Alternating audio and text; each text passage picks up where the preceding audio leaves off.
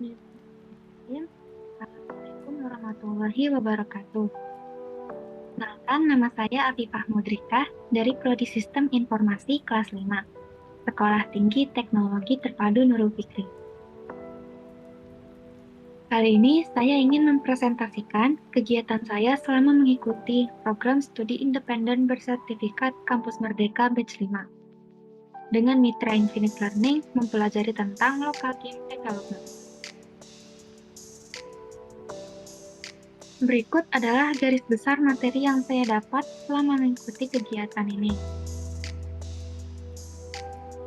Sedikit latar belakang, Kampus Merdeka adalah bagian dari kebijakan Merdeka Belajar oleh Kementerian Pendidikan, Kebudayaan, Riset, dan Teknologi yang memberikan seluruh mahasiswa kesempatan untuk mengasah kemampuan sesuai bakat dan minat dengan terjun langsung ke dunia kerja sebagai langkah persiapan karir. Manfaat program Kampus Merdeka yaitu kegiatan dapat dikonversi menjadi SKS, perluas jaringan hingga keluar program studi dan universitas, eksplorasi pengetahuan dan kemampuan di lapangan selama lebih dari 1 semester, serta menimba ilmu secara langsung dari mitra berkualitas dan terkemuka. Infinite Learning, sebuah divisi dari PT Kinesis Trans Multimedia atau anak perusahaan dari Infinite Studios, berpusat pada pengembangan kursus pelatihan kejuruan yang relevan dengan aktivitas Infinite Studios dan meningkatnya permintaan bakat terampil dalam ekosistem Nongsa Digital Park. Memperluas operasi pelatihan internalnya saat ini, Infinite Learning pada tahun 2018 telah memperoleh lisensi LPK dari Kementerian Tenaga Kerja Indonesia. Hal ini memungkinkan mereka untuk melaksanakan kursus pelatihan kejuruan yang terbuka untuk umum, yang dapat digunakan bekerja sama dengan lembaga pendidikan lokal dan internasional. Saat ini, kegiatan pendidikan vokasi dilakukan di bawah lisensi LPK untuk pelatihan di Nongsa Digital Park, bekerja sama dengan Apple Developer Academy, Royal Melbourne Institute of Technology Cybersecurity Course, program studi mandiri Kementerian Pendidikan.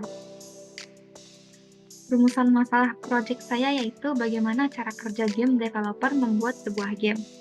Lalu, tujuan dari dibuatnya laporan ini yaitu membuat sebuah game yang sudah layak untuk dimainkan. Sebelumnya, saya ingin memberikan sedikit deskripsi kegiatan dari Infinite Learning.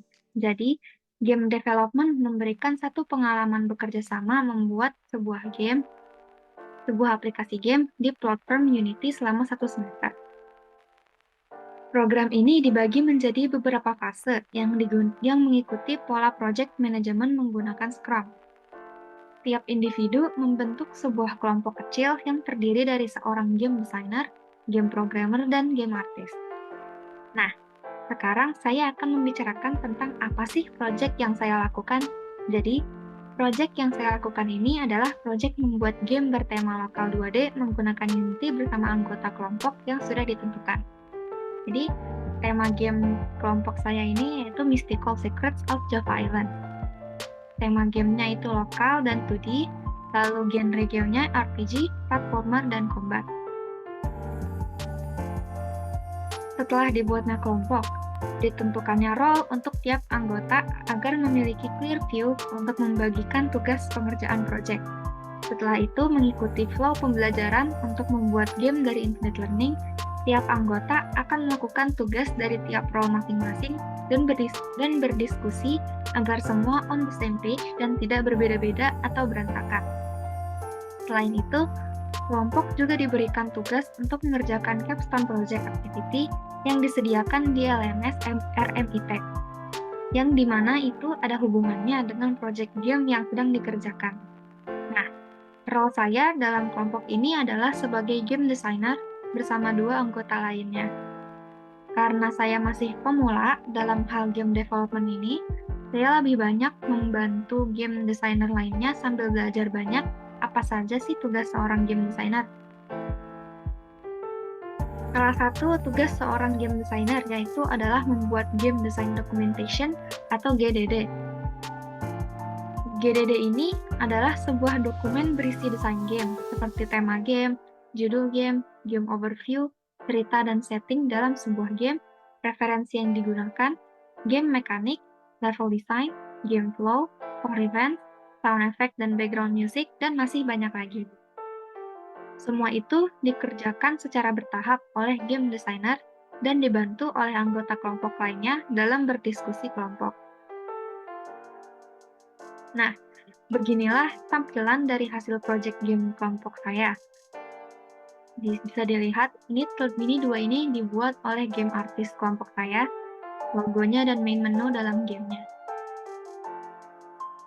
Berikut adalah link dari hasil project kelompok saya beserta link dokumen lainnya. Sebentar.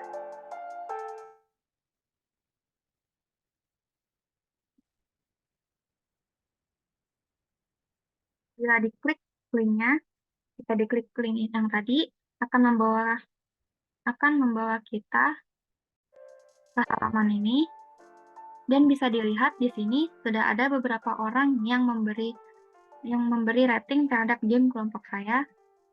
Nih, di sini juga ada link video kelompok saya bila ingin ditonton.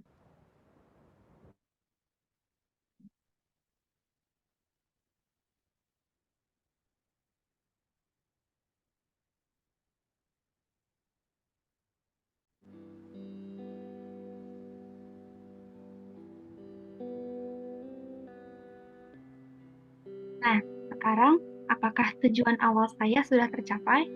Tentu saja. Proyek membuat game saya dengan kelompok saya telah berhasil selesai, walau pasti masih ada banyak kurangnya.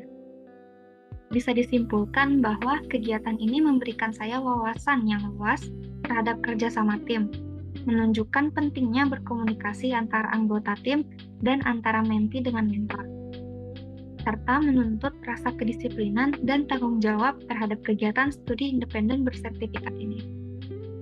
Saran yang dapat saya berikan untuk kegiatan studi independen bersertifikat ini kurang lebih yaitu untuk bisa ditingkatkan lagi kualitas pembelajaran baik secara lisan maupun secara tulisan.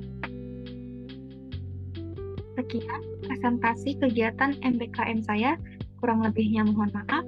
Wassalamualaikum warahmatullahi wabarakatuh.